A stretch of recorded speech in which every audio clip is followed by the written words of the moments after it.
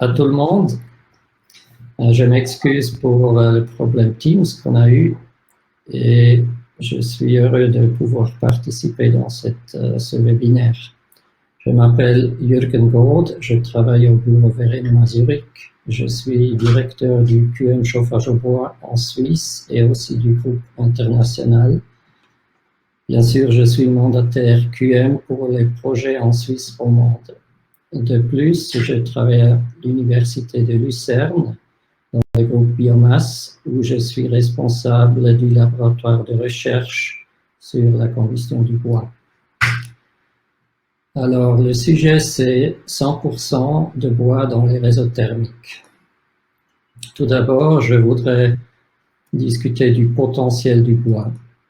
Vous voyez un graphique qui donne la quantité de bois utilisé en millions de mètres cubes par an, ou bien dans son équivalent d'énergie finale en pétajoules par an, sur une bonne vingtaine d'années. Ici, vous voyez la part de la consommation globale d'énergie en Suisse pour 2029. Vous voyez qu'on est sur une échelle d'environ 6% de cette consommation globale d'énergie. On voit que depuis 2005, on a une augmentation de la consommation de bois, en principe 1 pétajoule par an, plus ou moins. On voit des différentes types de chaudières à bois, les bûches qui diminuent, les pellets, les chauffages automatiques au bois, le couplage chaleur-force, le bois usagé dans les chaudières à bois et le bois usagé dans les incinérations. Il y a aussi une limite, il y a un potentiel du bois énergie qui est limité. Selon les derniers chiffres qui datent de 2017, c'est dans les environs de 60 pétajoules par an. Et si on combine ces deux lignes, on dira qu'au bout de 8 à 10 ans, le potentiel est atteint. Mais à chaque fois que ces chiffres vont être publiés, ils montent un tout petit peu. Alors, c'est pas clair si c'est dans 10 ans, dans 15 ans, dans 20 ans, mais il y a une limite. Parlons des conditions cadres pour le bois énergie dans les réseaux à distance.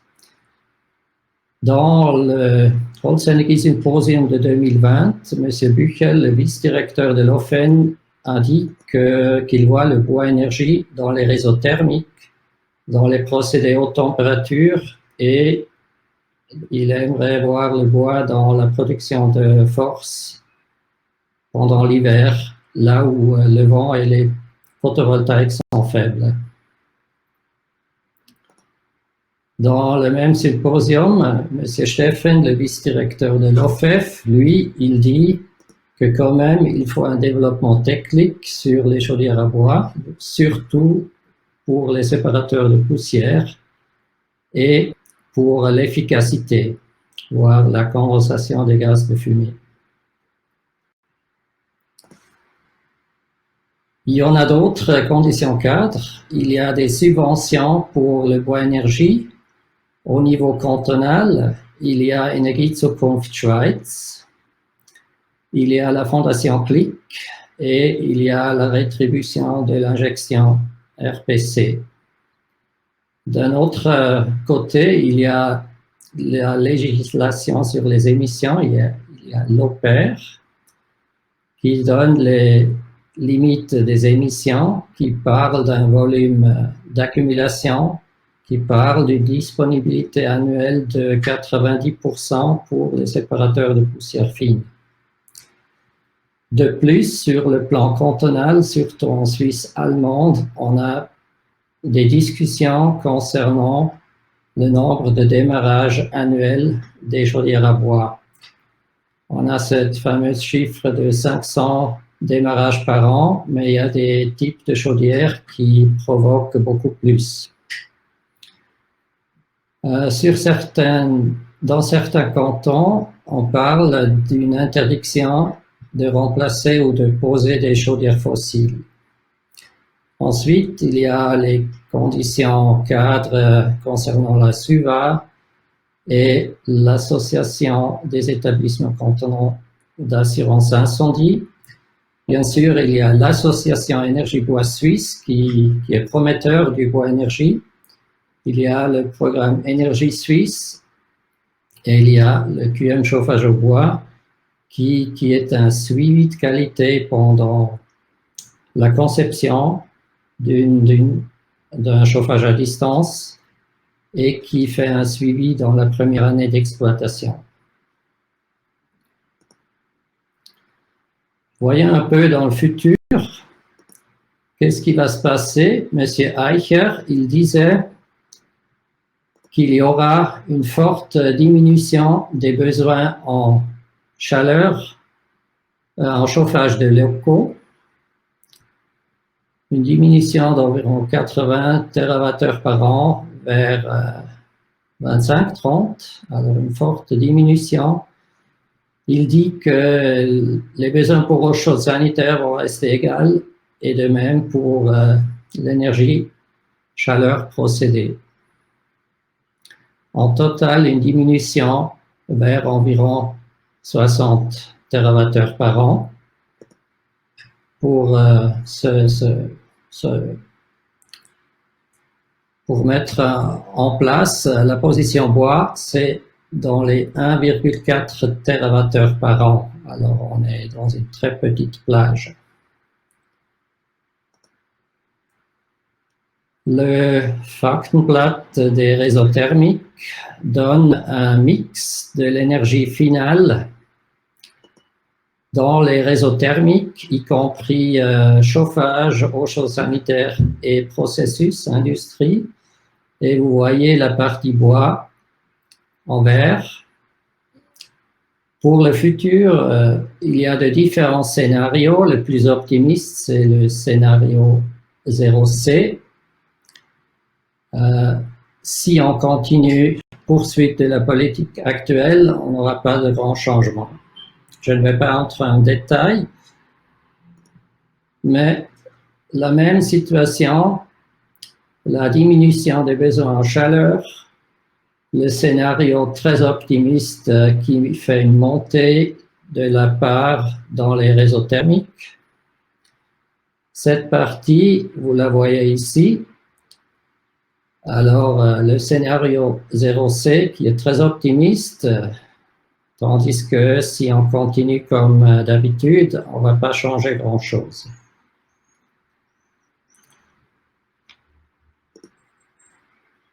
Comment faire des réseaux thermiques à 100% de bois?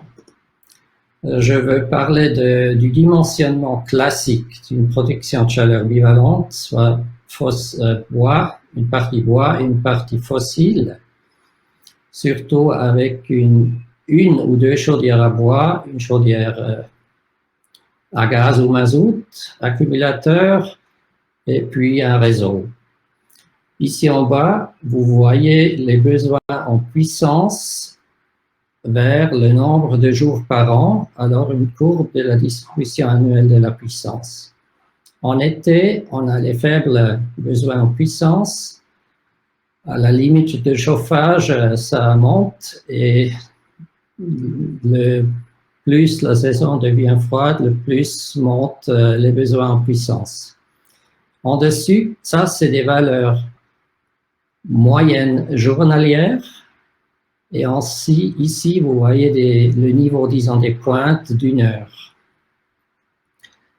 Et ça, c'était des installations peu coûteuses parce qu'on pouvait dimensionner la puissance bois à environ 50 à 60%. Et avec ça, quand même, couvrir dans les 80 à 90% de la production de chaleur. De plus, on avait une puissance fossile de 100% qui pourra sécuriser l'approvisionnement de chaleur en cas de panne d'une chaudière à bois. Si vous êtes exploitant d'un chauffage à distance de cette manière, je vous propose de pousser cette limite basse de la chaudière à bois vers la droite en utilisant un combustible plus sec en été ou en mi-saison, ou bien il faudra penser à installer une chaudière supplémentaire petite pour les besoins en été. Pour les installations neuves qui sont bivalentes, souvent on en prend 2 chaudières à bois qui vont couvrir toute cette partie ici. Si vous avez de fortes pointes dans le réseau qui font déclencher les chaudières mazout, il faut agir pour diminuer ces pointes dans le réseau, d'une part, et d'autre part, de peut-être placer un volume d'accumulation dans la centrale plus élevé. Une autre possibilité de changer ce système dans un système à 100% renouvelable, c'est d'utiliser en sorte un biomazout. Une autre possibilité serait d'installer du solaire thermique pour la partie été, qui va couvrir peut-être dans les 5% des besoins annuels. Mais il y a un mais. Il ne faut, si le solaire thermique ne suffit pas sur 1 ou 2 jours en été, il faut redémarrer une chaudière froide. Ça veut dire que vous n'avez pas intérêt de démarrer une chaudière à quelques 100 kW, une chaudière bois, pour couvrir les besoins de 10 à 15 kW en moyenne journalière. Alors là, c'est le problème. Le solaire thermique devrait couvrir vraiment toute la partie été. Aussi, on peut penser à placer des pompes à chaleur en combinaison avec du photovoltaïque. Dans mes projets QM et de mes collègues mandataires QM, nous constatons une forte augmentation de systèmes de production de chaleur avec des cascades de chaudières à bois, avec souvent la même puissance nominale. Ces types de chaudières à bois, ils se trouvent dans la plage d'environ 50 à 350 kW. Ça veut dire, avec 5 ou 6 chaudières de cette taille, vous pouvez couvrir les besoins de ce chauffage à distance.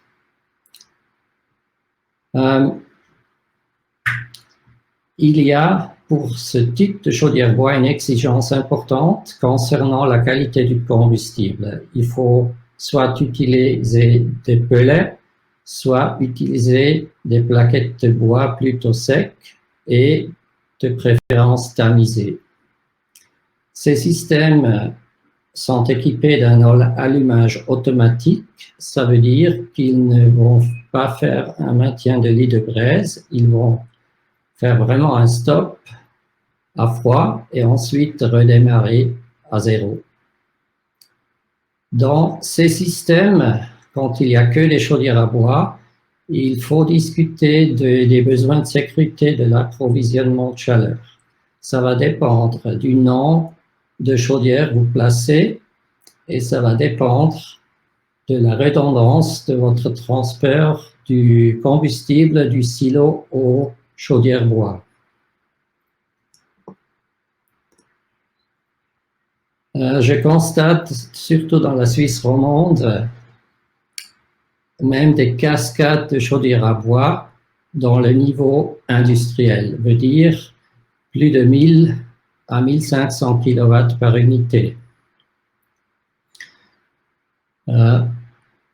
Sur ces types de chaudières, il y a normalement peu d'exigences concernant la qualité de combustible, mais il y a une autre limitation, c'est que pour ce type de chaudière, pour cette taille de chaudière, l'allumage automatique devient impossible.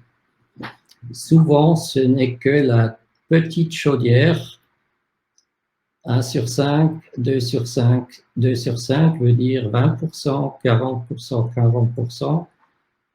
Des fois, cette chaudière est équipée d'un allumage automatique, mais souvent, ces deux ne sont plus équipés d'un allumage automatique.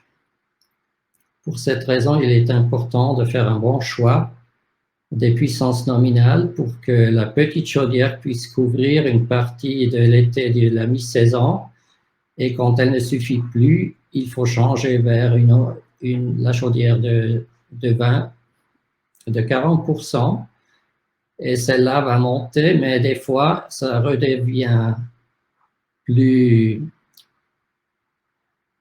chaud, et il faut une certaine une phase de... C'est difficile à trouver les mots, mais la grande chaudière doit être admise à opérer en dessous de la puissance nominale de la petite. Comme ça, on a une certaine plage où les deux pourraient être mis en marche. Ensuite, il faudra placer un volume généreux d'accumulation, et là aussi, la sécurité d'approvisionnement, il faut discuter de ça, et si vous avez un besoin de sécurité très très élevé, il faudra peut-être placer un branchement pour une chaudière mobile externe. Je parle encore de quelques perspectives concernant le bois énergie. Ça, c'est un aspect plutôt personnel. Nous devons maintenir l'acceptance positive pour le bois énergie. Ça veut dire nous devons toujours essayer de réaliser de bonnes installations avec de faibles émissions qui fonctionnent optimal, surtout même dans leur première année d'exploitation.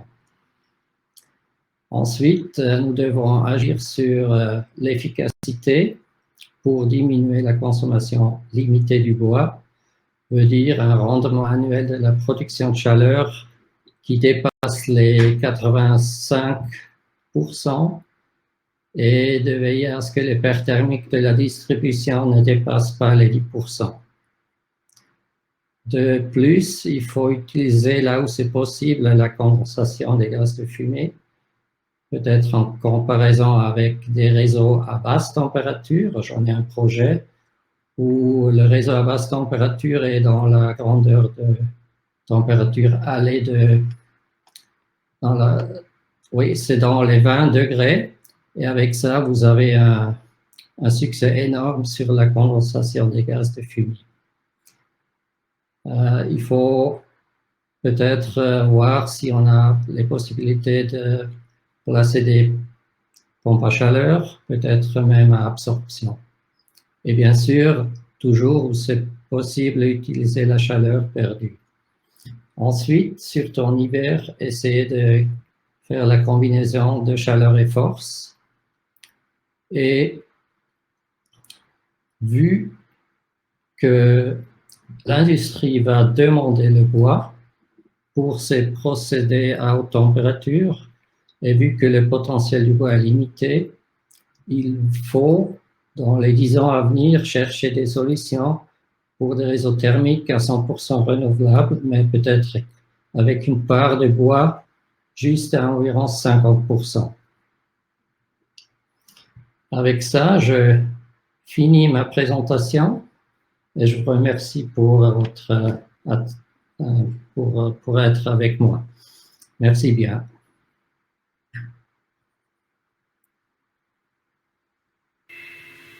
Merci beaucoup. Alors moi j'ai un petit problème de caméra maintenant, comme ça on continue dans les problèmes techniques, donc vous ne me voyez pas, mais c'est là. Est-ce que je quitte la présentation? Oui, oui. Voilà. Du coup maintenant, comme on est beaucoup moins nombreux puis qu'on est dans un format plus facile pour participer. Bah, peut-être que si quelqu'un a des questions, il peut aussi activer tout simplement son micro et puis poser la question, ou si vous préférez utiliser le chat, pas de souci. On peut attendre juste une minute, voir s'il y a des questions.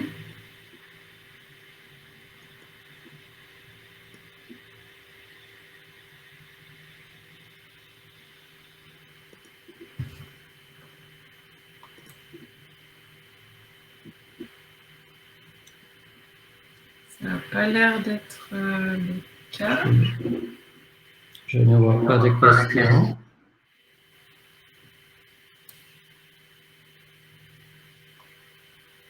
Alors, comme je disais, on a malheureusement, du coup, avec ce changement de plateforme, perdu plusieurs participants en route, mais il y en a beaucoup qui, en partant, ont dit qu'ils étaient très intéressés par la présentation. Donc, on l'a enregistré, on va leur envoyer. Et puis, j'imagine, Monsieur Good, que du coup, ils pourront vous envoyer leurs questions par email. Si, Oui, bien sûr, oui. c'est vraiment gentil. Voilà, bah alors merci beaucoup pour cette présentation. Merci beaucoup à tous les participants qui sont restés jusqu'ici. Et puis, bah, on a du coup tout bien enregistré et ça sera mis à disposition sur notre tout nouveau canal YouTube. Merci à tous et bon appétit et bonne fin de journée. Merci à vous. Au revoir.